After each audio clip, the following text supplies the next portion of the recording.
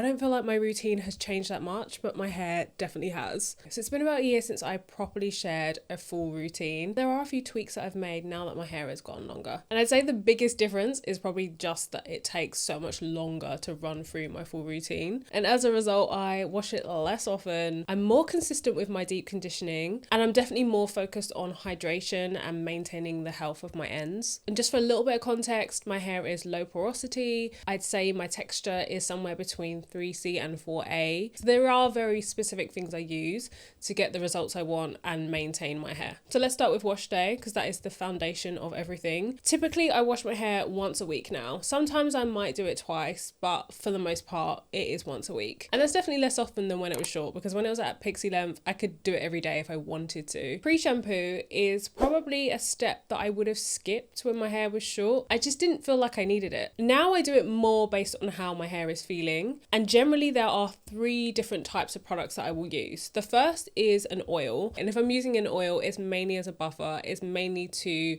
soften the hair pre-shampoo and just make that process a little less drying. The second is a bond builder. So something to strengthen the hair before you run through your whole routine. And on the opposite end, if I feel like my hair is extra dry, I might go in with something more moisturizing. And then that's just for that extra hydration before cleansing. And I definitely don't do these every wash day. I'm really listening to my hair, and if it feels off in some way, that is where I start. Moving on to shampoo, and I really love to double cleanse. Sometimes that just means using the same shampoo twice, making sure I've really removed all the buildup, all the grime, and then also use the shampoo to actually treat my scalp. But a lot of the time I am using one shampoo for my scalp and another shampoo for the lengths of my hair. And anti-dandruff shampoo is a non-negotiable for me. My scalp is pretty settled now, so I don't actually have to use one, but for me it's about maintenance. I've tried quite a few different ones, and there's a lot out there that work really well, but my favorite is the Vichy Dercos anti-dandruff shampoo. That has been pretty consistent in my routine from being a pixie right up to now. They have different versions for oilier hair, for drier hair, they have one for curly hair, and they're all pretty similar. They all give me similar results basically. And if I'm going in with a second shampoo, which quite often I do, at the moment it is the Kerastase Gloss Absolu shampoo. I really love how this smells. I love that it doesn't strip the hair. It feels quite hydrating. It's just a good shampoo. That is more so a new addition, even though I've been using it for a while. Prior, I was using the Sacred Hydrating shampoo, and that shampoo is so good if your hair is really dry. You can pretty much detangle using that shampoo, so I really like that one as well. Moving on to deep conditioning, and that's probably the part of my routine that has changed the most. When my hair was in a pixie, I really didn't have to deep condition. I could just use conditioner. I didn't really need to do anything intense. When I deep condition,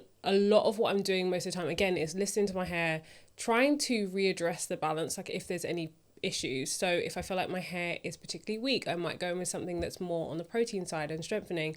But for the most part, I am using something that's more hydrating because my hair is naturally dry. It's only if my hair's had maybe a little more stress from heat, from over styling it, the sun, for example, that I might feel like, oh, actually it's feeling a little bit weak, so maybe I need to strengthen it. Product-wise, when it comes to stuff that's more hydrating, I still use a lot of the same things. So I still use the Innocence hair mask. I still use the Aveda Nutriplenish, Dizzy-Ax deep conditioner. The most recent one that I've added is the Amika Hydro Rush. I've got through a couple of tubs of them. Moving on to styling, which is the part of my routine that I thought would change a lot, but it hasn't. I'm using a lot of the same products, and I think that might even be in part because when I had a pixie, that was my time to experiment. I got to try lots of different products, lots of different textures, and I really worked out what my hair does and doesn't like. So what I found out from testing lots of different products is that gels and foams are the best textures for my hair. Basically, I need a product that's lightweight but gives me a lot of hold, enough moisture, especially to keep it good throughout the week. I just feel like a lot of brands have come out with hair care lines for curly hair, and the focus is always a cream. These can work well for me in combination with a gel. Foams especially were something that I had never really used much before having a pixie. I think I used them a lot when my hair was relaxed, but not so much on my hair when it was curly. And I just feel like there's just better foams and better selection of products as well now. And the foam is especially good for refreshing my hair throughout the week as well. And I apply everything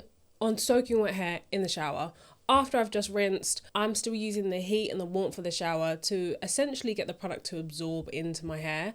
Otherwise, I feel like my hair just rejects it. And I usually use less product that way, so it's a win-win. And my usual approach is a lighter gel first, and then I'll either go in with a stronger hold gel or a thicker gel or a foam. I will mix and match between different products, but a brand that I seem to be the most consistent with is the Dew. And typical combinations for me would be the Dew 808 base gel. So I'll apply that first, and then I might go in with the Bananas Extreme. This is when really I want maximum hold. I need it to last the whole week, and I don't want to do any touch-ups. That's usually going to last pretty well for me. If I want something more juicy and hydrated, I'll again start with the 808 base gel, but then I might pair it with Crazy Sexy Curl, which is their foam. It's just a little bit more lightweight. I still get a really nice definition, but it's not as super hold as using the Bananas Extreme. So something that gives a similar result is the Honey Dip Gel. That on its own will give really juicy, moisturized curls. I mean, it's similar to what I've got now, but I did use a little bit of the foam on top. I like to combine different things depending on what I need that week, but the Dew in particular does really good styling products, and generally I'm looking for a lightweight gel or a lightweight foam. Crazy Sexy Curl is my favourite for refreshing midweek. I'll link my older video on me talking about different styling products because all of those still work for me. But I will do an updated version soon because there's a lot that I've tested since then which also work really well. So once everything's applied, I pretty much diffuse straight away. I don't really air dry. I've tried to do it, but my hair just stays wet the entire day, so it just feels pointless. Even when my hair was at its shortest, it still took a really long time to dry, and I think that's because my hair's low porosity. To dry, I do use the Dyson Supersonic Neural. I've had Dyson products for a really long time. They did give me this dryer. Use whatever dryer that you want to use, but I do diffuse typically on a high fan but a low heat, and I do think the Dyson gets quite hot, although some people will disagree. That's enough heat for me. And if I do need a bit of volume, I will go in with their wide tooth comb attachment. I'll just sort of put it in at the roots and use it to fluff out my hair a little bit, because if I've dialed with something that's giving my hair a little bit more weight or elongating a little bit more, sometimes I need more to add the volume back. Obviously, now that my hair is longer, it does take significantly longer for it to diffuse and dry fully. So I don't always dry to 100% dry. I might go to say like 80 or 90%, and then the air can do the rest, but I will never air dry the whole way through.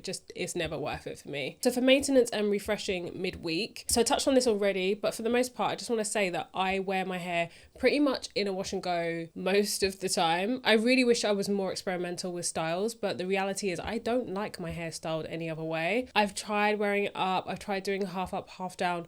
I just don't like how it looks, and maybe I'll become more comfortable with that as my hair gets even longer, but right now I just like it like this. So I'm not really tying it up, and that makes styling it midweek really easy to refresh because I'm not really doing much to change my hair. At night, to maintain the curls, I will put a scarf on. I'll tie a scarf around it very loosely so it's up off my shoulders, but I'm not really creating massive dents in it. I will leave that on whilst I shower typically, and once I step out of the shower, then I'll take the scarf off and gravity will do the rest typically. But if I need to refresh, that's when I go in with my foam. And then just to round off on anything else that I might apply to the hair, I haven't spoken about my hair loss in a while. It's been one of those things that's very up and down.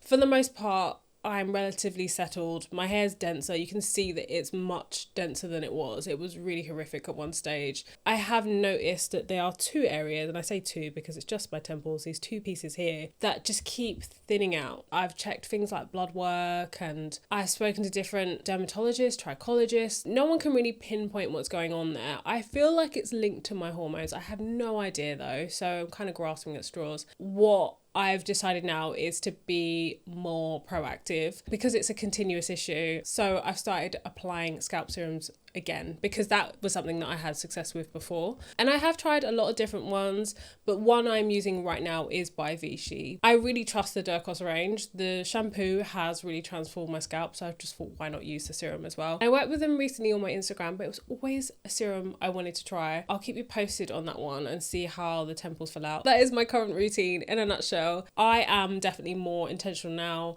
about what I put on my hair, listening to my hair, making sure I care for my hair. It's not to say that I didn't before, but obviously I lost my hair, then I just had all these issues with how my wash and go was looking. I cut it off, and then I think something switched in my brain. I didn't really care as much about the health of my hair. Not that I neglected it completely, I didn't. I was still caring for it, but I was becoming a lot more lax with things. I think because I am giving it what it needs a lot more. I am trying to not do anything to damage it. But even with that, I am keeping my routine very simple. The hardest bit, which isn't even that hard, is just how long everything takes. I'm due a cut soon. I'm going to let someone else touch my hair, which is a bit scary, but I think it's needed. I really want some shape to my hair. Like I like it. I think it's nice.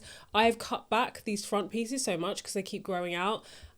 I need someone else to shape it and go through it. I haven't had it shaped since maybe a year ago. I mean, I've cut it since then, but I want someone to give it the cut that it needs. It's really difficult to find the right person in London, which is crazy because we have a lot of good salons and stylists here, but finding that person is tricky. Fingers crossed it goes well. I feel like it will, and I'll try and film pieces and explain what we're going to be doing. I am going to be hopefully dyeing my hair and also getting it cut, so that'll be nice. If there's anything specific you want me to cover with hair, let me know. I feel like I'm talking about hair all the time, but I think I just hadn't uploaded a video on it. Thank you for watching if you made it this far, and I'll see you guys in the next one.